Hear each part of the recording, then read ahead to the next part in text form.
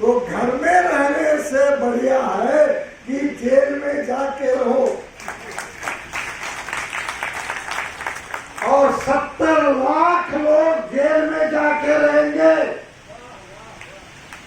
तो सरकार को बोलना पड़ेगा कि भाई आप अपने घर में रहो, ये जेल का खर्चा उठाना सही नहीं है, आपका पेंशन बढ़ा देंगे।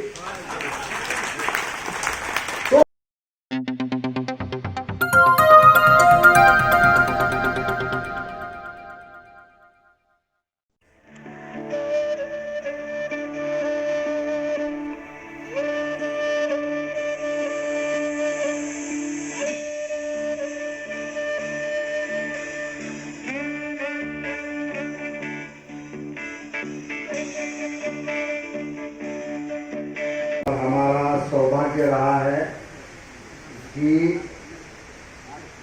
सीबीटी के मेंबर उनके कर्मालियन यहाँ पर आए और उन्होंने बहुत खुलकर यहाँ पर बात रखी।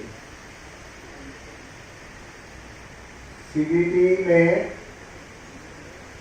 10 प्रतिनिधि लेबर के रहने चाहिए, अभी 8 ही है, 2 भरे ही नहीं, 10 मालिक के हैं और बाकी सारे गवर्नमेंट ऑफिसर्स हैं।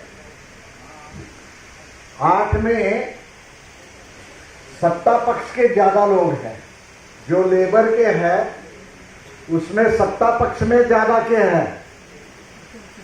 मालिक तो सत्ता पक्षी है, सरकार भी सत्ता पक्षी है, तो हमारे 2 प्रतिनिधि सीबीटी में है, जिसमें पूरे 45 प्रतिनिधि हैं। तो हम समझ सकते हैं कि सीबीटी क्या है। यही कॉमरेड ने हमको समझाया कि संघर्ष आपको करना होगा, मैं आपकी बात रखने में बिल्कुल कसूर नहीं करूंगा, आपकी बात रखूंगा, मगर संघर्ष आपको करना होगा। ये कॉमरेड ने बहुत अच्छी तरह से सवेरे समझाया है। अभी क्या चल रहा है कि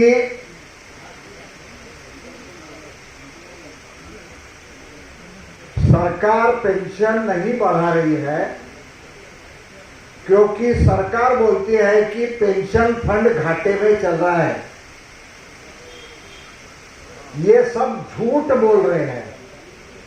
झूठ क्यों बोल रहे हैं? क्योंकि पेंशन फंड घाटे में है नहीं। हमने 12 साल से 24 साल तक पेंशन का सारा हिसाब किताब का पढ़ाई किया। मेरे पास अभी ये टेबल है।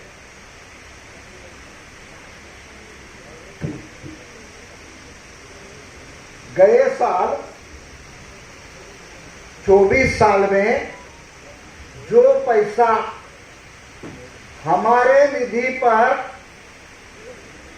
सरकार को इंटरेस्ट मिला, ब्याज मिला, वो अगर बांट देते थे तो हर पेंशनर के खाते में 6,228 रुपया आ सकता था।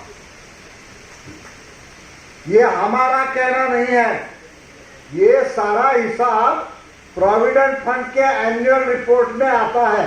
वो मैं बोल रहा हूं, मेरा कुछ मनगढ़ंत नहीं है। प्रोविडेंट फंड ने बोला कितने पेंशनर है, प्रोविडेंट फंड ने बोला कितना इंटरेस्ट आया, हमने इंटरेस्ट को पेंशनर से डिवाइड किया और 12 से डिवाइड किया, क्योंकि 12 महीना पेंशन मिलना चाहिए। तो ऐसा करने के बाद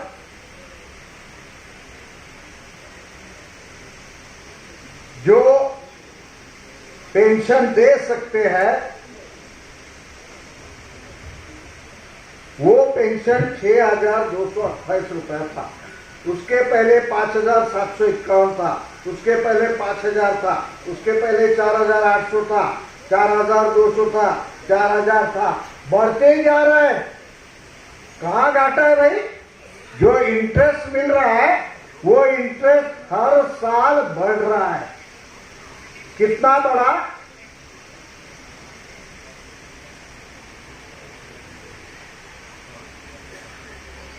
14% से बढ़ा है। हर साल 14% से बढ़ते जा रहा है इंटरेस्ट। प्रोविडेंट फंड बोल रहा है घाटे में है। फिर मैं और हमारा कॉमरेड जनार्दन रेड्डी हम मिलने गए। किससे मिलने गए? पेंशन की जो चीफ है कमिश्नर, उनसे मिलने गए। बैठे थे एसी ऑफिस में। हम बोले 700 रुपया पेंशन देते, एसी ऑफिस में बैठते शर्म नहीं आती आप लोगों को?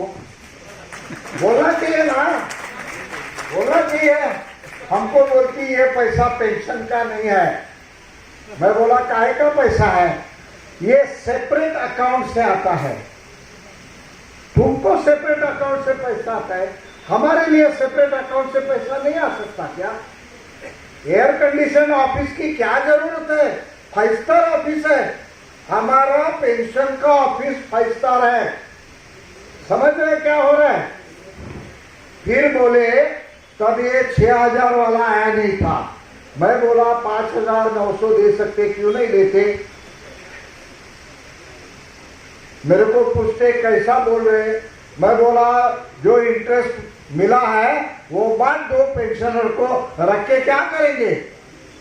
फिर बोलते हैं नहीं वो दे नहीं सकते। मैं बोला क्यों?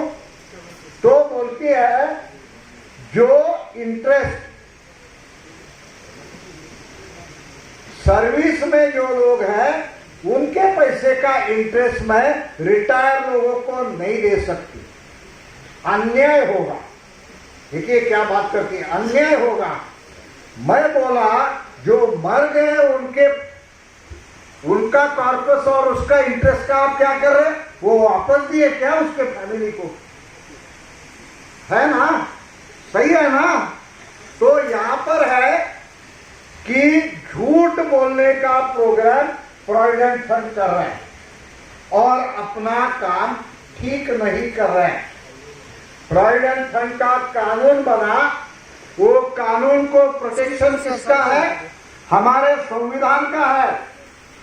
हमारे संविधान से कानून बनता है इस देश में। प्रोविडेंट फंड का कानून को किसका प्रोटेक्शन है? संविधान का प्रोटेक्शन है। संविधान क्या बोल रहा है? संविधान बोलता है सरकार का ये जिम्मा है कि अपनी पूरी ताकत के साथ बुजुर्गों का ख्याल रखे। हम बुजुर्ग नहीं है क्या? प्रोविडेंट फंड का कैपेसिटी कितना है? 6,228 रुपया गए साल। अभी तक 24-25 का हिसाब निकला नहीं है, उसमें बढ़ के आने वाला है, मुझे मालूम है। अभी तक 24-25 का निकला नहीं है। ये मैं 23-24 की बात कर रहा हूं। 6,228 दे सकते, 1,600 रुपया दिया है। तो आपने संविधान का पालन किया है क्या? नहीं किया है। ये मोदी सरकार भी संविधान का पालन नहीं कर रहा। हम बोल रहे 9,000 दे दो, मोदी बोलता है कहां से पैसा आएगा? तू जो पैसा टैक्स का बटोर रहा है वो हमने ही पैदा किया है, क्योंकि हमने ही 35 साल काम करके ये देश का विकास किया है। हमारे पास रिटायरमेंट का सर्टिफिकेट है, इसके पास चाय बेचने का कोई सर्टिफिकेट भी नहीं है। हमने काम किया, हमने देश को बड़ा किया। अभी बोल रहे तीसरा इकोनॉमी बनेगा दुनिया में, तीसरा इकोनॉमी बनेगा बोल रहे, सबसे बड़ा इकोनॉमी बनेगा। तो पेंशनर क्यों भूखा है भाई? हमारा उसमें जो हिस्सा है वो तो हमें लौटा दो, वो क्यों नहीं लौटा रहे? तो मोदी सरकार संविधान के हिसाब से काम नहीं कर रहा है, इसलिए हम उनको बोल रहे कि संविधान के हिसाब से काम करो। हमारा ख्याल रखना आपका काम है। हमें 9,000 पेंशन देना चाहिए। आप दे सकते हैं क्योंकि संविधान ने आपको बोला है कि हमारा ख्याल रखो। हमको बुढ़ापे में बीमारी होगा, संविधान में लिखा है कि बुजुर्गों का ख्याल रखो, बीमार लोगों का ख्याल रखो और अपाहिजों का ख्याल रखो, लिखा है संविधान में। और संविधान में ये भी लिखा है कि गरीब और जो अमीर है उनमें फासला कम करो। आप बिल्कुल बराबर उल्टा कर रहे, गरीबों को गरीब कर रहे और अदानी और अंबानी को अमीर बना रहे, दिन ब दिन उनकी संपत्ति बढ़ते जा रही। तो आप संविधान के हिसाब से काम नहीं कर रहे, वो आप करो, ये हमारा कहना है। हम नहीं बोल रहे कटोरा लेके आपके पास नहीं आया है, हम हमारा संविधान का हक मानने आपके पास आए हैं। ये मोदी सरकार को समझना चाहिए। दूसरा बात है, हम कॉम्प्रिहेंसिव मेडिकल केयर मांग रहे, मतलब 100% हमें सुविधा मिलनी चाहिए। बीमार हो गया, सुविधा मिलनी चाहिए। ब्लड टेस्ट करना है, सुविधा मिलनी चाहिए। आप हमें देना है क्योंकि संविधान में लिखा है। तो नहीं कर रहे, तो नहीं कर रहे। इस हमारे देश में इस अस्पतालों की कमी है क्या? कितने सारे अस्पताल है। ट्रस्ट के अस्पताल में रूल है कि उसमें 5% पेशेंट मुफ्त में करने हैं, नहीं कर रहे। क्यों नहीं कर रहे? हमको वो भी फैसिलिटी आप दे सकते हैं, मगर अमीरों को अमीर कर रहे। ये इस देश में चल रहा है, वो गलत चल रहा है। फिर ये है कि अभी अपने संगठन ने और एक मसला उठाया है। हम बोल रहे हैं जिंदगी हम जीना चाहते हैं, गौरव की जिंदगी जीना चाहते हैं, इसलिए पेंशन का संघर्ष कर रहे हैं। मगर हमारे मौत के बाद भी हमारे साथ गौरव से शुरू होना चाहिए। इसलिए बोल रहे हैं कि अगर पेंशनर की डेथ हो जाए या उसके पति की डेथ हो जाए तो 5,000 रुपया देना चाहिए। इसलिए देना चाहिए फ्यूनरल का खर्चा बढ़ रहा है, फ्यूनरल का खर्चा बढ़ रहा है, वो भी डिमांड है। ये कोई पैसे का डिमांड नहीं है, ये पैसे का डिमांड नहीं है, ये सम्मान का डिमांड है। सम्मान हमारा महत्वपूर्ण है और संविधान बोलता है कि हर एक को सम्मान से जीने का अधिकार है, इसलिए ये डिमांड है। और क्या बोला है? और बोला है कि आप पैसा जो शेयर मार्केट में डाल रहे हैं उसका जिम्मा सरकार को लेना चाहिए। कल शेयर मार्केट गिर गया तो क्या होगा हमारे पैसे का? अभी अदानी का शेयर का प्रॉब्लम हो गया। क्या प्रॉब्लम हो गया अदानी के शेयर का? कोई बोला अदानी का सारा साम्राज्य खोखला है, अंदर से कुछ है नहीं, बाहर से बड़ा हो गया है, तो शेयर गिरना चालू हो गया। सरकार ने हमारा फंड में से पैसा लिया और अदानी का शेयर को बूस्ट किया, शेयर अदानी का शेयर खरीदने को चालू किया। गरीब का पैसा लेना, अमीर का काम करना, हमारा पैसा यूज किया, LIC का पैसा यूज किया। क्या कर रहे भाई तुम? ये कौन सा काम कर रहे? हम बोल रहे सारा जितना पैसा शेयर मार्केट में डाल रहे उसका पूरा काउंटर गारंटी सरकार को देना चाहिए, ये भी इंपॉर्टेंट है। तो इस तरीके से इतने में क्या हो गया? हायर ऑप्शन का मसला फिर एक बार 22 के बाद में निकला। इधर कितने लोगों को पूरी तनख्वाह पर पेंशन मिल रही? जरा हाथ उठाएंगे भाई साहब। एक है, दो है, पूरे सैलरी पर मिल रही, ऐसे कितने लोग हैं? कुछ लोग मुझे दिख रहे हैं, मैं आपका अभिनंदन करता हूं क्योंकि आप वो पा सके हैं। मगर प्रोविडेंट फंड क्या कर रहा है? प्रोविडेंट फंड लोगों को फंसाने का, चीटिंग करने का काम कर रहा है। 22 साल में सुप्रीम कोर्ट ने अगर बोल दिया है तो 22 साल के बाद जो रिटायर हो गया उसके पूरे सैलरी पर उसको पेंशन प्रोविडेंट फंड क्यों नहीं देना चाहिए ना। सुप्रीम कोर्ट ने बोल रहा कि तुम्हारा अगर पूरा सैलरी पर कंट्रीब्यूशन आया है तो तुमको पूरा सैलरी पर मिलना चाहिए। हर एक किस्म का आइडिया बना रहे। अभी बोल रहे ट्रस्ट के रूल में हायर ऑप्शन है क्या? ट्रस्ट क्यों रूल बनाएगा भाई? रूल तो तुमको बनाना है और तुमने बनाया है। सुप्रीम कोर्ट ने भी बोला है कि एग्जम्प्टेड यूनिट को देना चाहिए, तो ट्रस्ट के रूल में पेंशन का रूल क्यों होगा? आपने एग्जाम करते वक्त कंडीशन लगाया था क्या? नहीं लगाया था, मगर वो अभी बोल रहे ट्रस्ट के रूल में है क्या। फिर बोल रहे तुम्हारा हिसाब हमारे पास नहीं है, तो आप इतने दिन से क्या कर ले भाई, हिसाब नहीं रख रहे तो फिर से सारा हिसाब दे दो। तो आपने हमने जो हिसाब किया था वो कहां डाल दिया? कूड़े में डाल दिया क्या? ऐसे सारे मसले निकाल के प्रोविडेंट फंड ये ट्राई कर रहा है कि आपको ज्यादा पेंशन ना मिले। लड़ना होगा, दूसरा कोई चारा नहीं है, हमें लड़ना होगा। मगर हम अकेले ये लड़ाई नहीं लड़ सकते। कॉमरेड कर्मावीर ने जो बोला वो बहुत अहम बात है।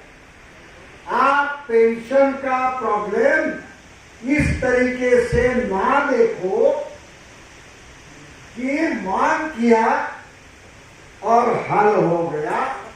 ये सरकार के नीति के बदलाव से जुड़ा है और सरकार की नीति 1990 में तय हो गई। उसके बाद में जितने सत्ता में आए उन्होंने वही नीति से काम किया है, सरकार की नीति बदली नहीं। तो सारे पेंशनर्स का प्रॉब्लम हो गया। हमारा 95 में प्रॉब्लम कर दिया, गवर्नमेंट सर्वेंट्स का 2003 में प्रॉब्लम कर दिया, सबका प्रॉब्लम करते जा रहे हैं। और अभी किसी को भी पेंशन ना मिले और पेंशन का पैसा अदानी, टाटा, बिरला, महिंद्रा बटोर सके, इसलिए पीएफआरडीए कर दिया। पीएफआरडीए का मतलब क्या है? पेंशन बिजनेस है। आपका बुढ़ापा हमारा बिजनेस है, ऐसा बदलाव कर दिया। तो ये सारी जो चीजें हैं वो सरकार के नीति से निकल रही है। सिर्फ पेंशनर ही सरकार के नीति से तंग आ गए हैं क्या? नहीं, मजदूर तंग आ गए हैं। नए कानून बनाए हैं। पूरे देश में कल सरकार के खिलाफ निदर्शन होने वाला है। मैं आज वापस मेरे गांव जा रहा हूं क्योंकि कल हम वहां सरकार के नीति के खिलाफ निदर्शन कर रहे हैं। किसान भी तंग है, जितना खर्चा कर रहे उतना पैसा भी नहीं आ रहा। बहुत सारे किसान आत्महत्या भी कर रहे, मगर सरकार कोई बदलाव नहीं करती। 14 साल के चुनाव के पहले मोदी जी ने बोला कि जितना खर्चा होगा उसके 1.5 गुना दूंगा, दाम दुगना कर दूंगा। चुन के आने के बाद कोर्ट में जाके बोल दिया ऐसा ही देश में संभव नहीं है। तो झूठ बोलना, तो अभी 15 लाख मिला है क्या किसी को? 15 लाख मिला है क्या खाते में? 14 साल में बोला था, आज 25 साल चल रहा है, किसी के खाते में 15 लाख नहीं आया। तो झूठ बोलना ये इस देश के सत्ता में बैठे लोगों का चरित्र है। हम झूठ बोलने वाले नहीं है, क्योंकि हम मेहनत कश हैं। हमने मेहनत से इस देश को बढ़ाया है। ये हमने जब देश को बड़ा बनाया तो ये सत्ता में देश को लूटने के लिए आए हैं। तो इसके खिलाफ जो संघर्ष है वो अकेले पेंशनर का संघर्ष नहीं है, ये किसान का संघर्ष है, ये मजदूर का संघर्ष है, ये युवा का संघर्ष है। क्योंकि बड़े हैं मगर नौकरी नहीं मिल रही। ये स्टूडेंट का भी संघर्ष है, ये महिला का भी संघर्ष है, ये सारे आवाम का संघर्ष है। तो इस आवाम के संघर्ष में हम क्या कर सकते? हम जरूर कुछ कर सकते हैं। एक तो 22 साल में AICC EPFPA ने जब पहला मीटिंग काकीनाडा में किया आंध्र प्रदेश में, तब नारा लगाया कि पेंशन नहीं बढ़े तो मोदी को वोट नहीं देंगे। 22 साल में, 24 में चुनाव आने वाला था, 22 साल में हमने बोल दिया नहीं देंगे क्योंकि ये झूठे लोग हैं। तब लोग बोले अरे अकेले ही बोल रहे, 70 लाख पेंशनर है तो भी डिफीट नहीं कर सकते। मगर हम जो बोले वो आवाम के दिल की बात बोले, तो आवाम में वो आवाज हर जगह से उठने लगी और इन्होंने सोचा था 400 सीट पाएंगे और संविधान को बदल डालेंगे, मगर कर नहीं पाए क्योंकि आवाम ने ठान लिया कि 240 से आगे नहीं जाने दिया। तो हम जो बोलते हैं वो हवा में नहीं जाता है, हम जो बोलते हैं वो आवाम के दिल की बात करेंगे तो देश में जरूर बदलाव आता है। तो हमें यह करना है कि आवाम से जुड़े रहना है, संघर्ष को आगे लेके जाना है और हमें अपना मकाम हासिल करना है। और उसके लिए हमें नीति में बदलाव लाना पड़ेगा। ये झूठे हैं, बिल्कुल झूठे हैं। मैं और हमारे जनार्दन रेड्डी वो मिलने गए थे, उसी दिन कमांडर करके उधर आया था। हमको कमिश्नर ने बोला 3000 का चर्चा चल रहा है।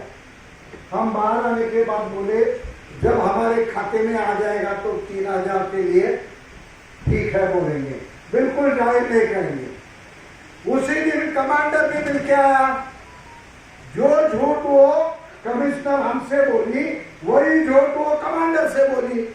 4 दिन बाद कमांडर का मैसेज आया 3000 होने वाला है। अभी एक तो कमांडर को कुछ समझता नहीं है, या तो वो सरकार से मिला है, क्या है मुझे मालूम नहीं, मैं उसे ज्यादा जानता नहीं और उसके खिलाफ मैं लड़ नहीं रहा, मैं सरकार से लड़ रहा हूं।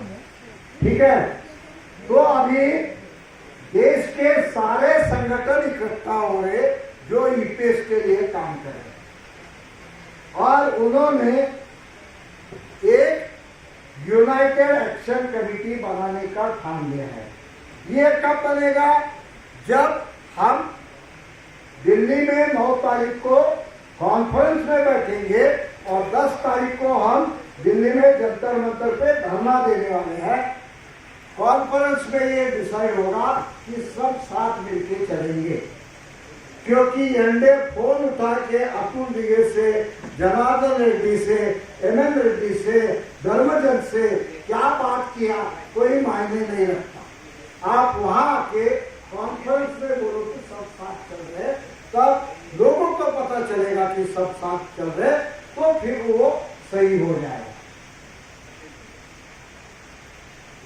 अभी सवाल ये है कि 10 तारीख को 9 तारीख को हमें क्या करना है। और मुझे जनार्दन रेड्डी कांग्रेस ने बोल दिया कि जेल भरो करना ये हमारे लोगों की मंशा है।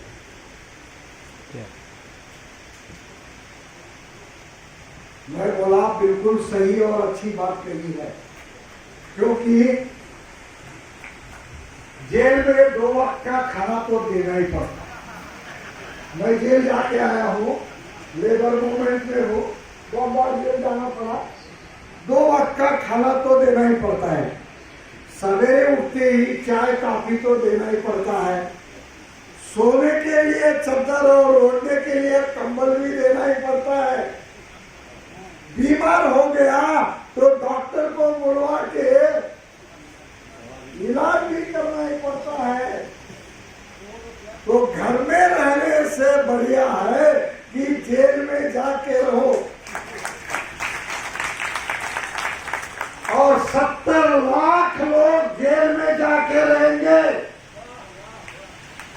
तो सरकार को बोलना पड़ेगा कि भाई आप अपने घर में रहो, ये जेल का खर्चा उठाना सही नहीं है, आपका पेंशन बढ़ा देंगे। तो तेलंगाना के लोगों ने सही सोचा है और आप अपना जो रेजोल्यूशन है वो AICCPA को भेज दीजिए और एनडीए वाला जो संगठन है उनको भी भेज दीजिए और नीचे लिख दीजिए कि दिल्ली में 9 तारीख में, दिसंबर के 9 तारीख में इसके बारे में आपको अपनी राय रखनी होगी। और मैं AICCPA के जनरल सेक्रेटरी के हैसियत से आपको ये बोलता हूँ कि मैं अभी आपको बोल देता हूँ कि जो आपका रेजोल्यूशन है वो सही रेजोल्यूशन है और सरकार के खिलाफ ये आपकी बड़ी बगावत की सोच है और आप जीतने वाले हैं।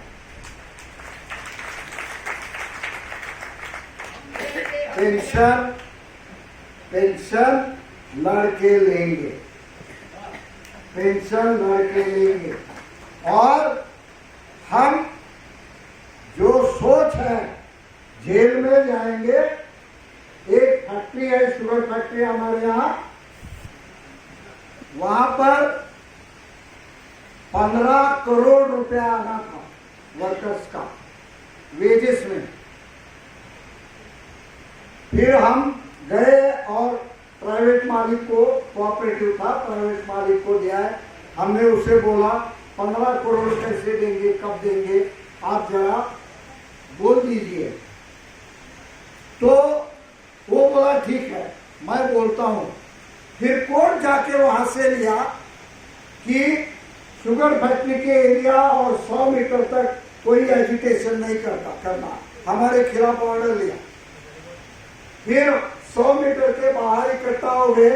मैं वर्कर्स को बोला वहां जाएंगे और लिस्ट लगाएंगे, चेक करेंगे, एजिटेशन तो नहीं है, लिस्ट चेक करना है। 400 लोग गेट पर गए, ट्रैक्टर तक आना जाना बंद हो गया। रात को 12 बजे सारे ट्रैक्टर का गन्ना खत्म हो गया, कंपनी बंद करने का मौका आ गया। पुलिस आई, हमारे लोगों को बोलती है तुमने इलीगल एजिटेशन किया है, आपको अंदर डाल देंगे। हमारे लोग बोले अंदर डाल देना, हमें शुगर है, बीपी है, बूढ़े हो गए हैं, अंदर कुछ हो गया तो क्या करेंगे। वो अंदर गया, मालिक से पूछता ऐसा बोल रहे, तुम गारंटी देता है तो अरेस्ट करता हूं। समझ रहे ना, पुलिस मालिक को बोलता है तुम गारंटी देता है तो अरेस्ट करता हूं। मालिक बोला नहीं, तुम जाओ। सवेरे 8 बजे मेरे को मालिक का फोन आया, तुम आ जाना, हमको एग्रीमेंट करना है। 15 करोड़ रुपया 6 किस्तों में मिल रहा है, 3 किस्त मिल भी गए। हमारा बुढ़ापा हमारी ताकत है, पुलिस भी हमसे डरती है, ये हमको ध्यान में रखना है।